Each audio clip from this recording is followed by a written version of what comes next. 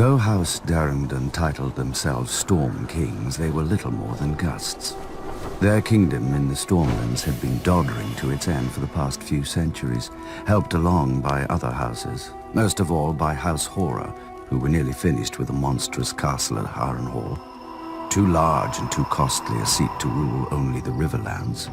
King Argilac knew where the Ironborn would soon turn. You'd think a king who wanted to keep his crown would be wary of a man with fire-breathing monsters, but King Argilac Darrington wasn't called the Arrogant for nothing. Determined to arrest his family's decline, he sent an envoy to Dragonstone to enlist Aegon Targaryen and his dragons against his enemies. In exchange, Argilac offered lands he didn't have and a wife Aegon didn't need.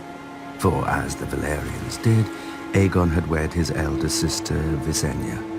Then, as the Valyrians didn't, he took the younger Rhaenys as well. 2 sisters, 2 wives. Perhaps that's why he was so keen to get off Dragonstone. Aegon countered Argilac with courtesy. He sent his own envoy requesting that Princess Darrington's hand be given instead to Aegon's closest friend and rumored half-brother, Orys Baratheon. Argilac answered with a box and a note.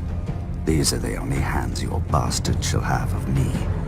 Inside the box were the hands of Aegon's envoy. How long had Aegon been waiting for such a pretext? As his army prepared to sail, ravens flew to every great lord of the 7 kingdoms. All bore the same message. From this day forth, there would be but one king in Westeros.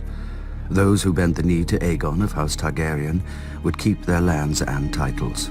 Those who took up arms against him would be thrown down, humbled, and destroyed. Poor old Argilac. He couldn't even match Aegon in arrogance.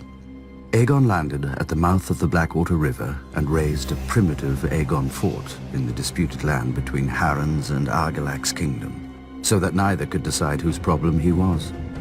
Adopting the customs of the 7 kingdoms, Aegon unfurled his own banner with a red 3-headed dragon breathing fire upon a black field. Visenya crowned him with a ruby-studded circlet of Valyrian steel, while Rhaenys hailed him as the first High King the continent had seen since the Dawn Age. As his lords and the gathered locals cheered him, Aegon named his loyal friend to a small council, led by Orys Baratheon, whom he called my strong right hand. The title stuck, and a bastard became the first Hand of the King. But for now, Aegon's kingdom contained only a rocky island and a handful of fields.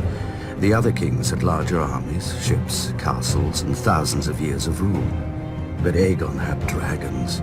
He had chosen for the words of his house, fire and blood.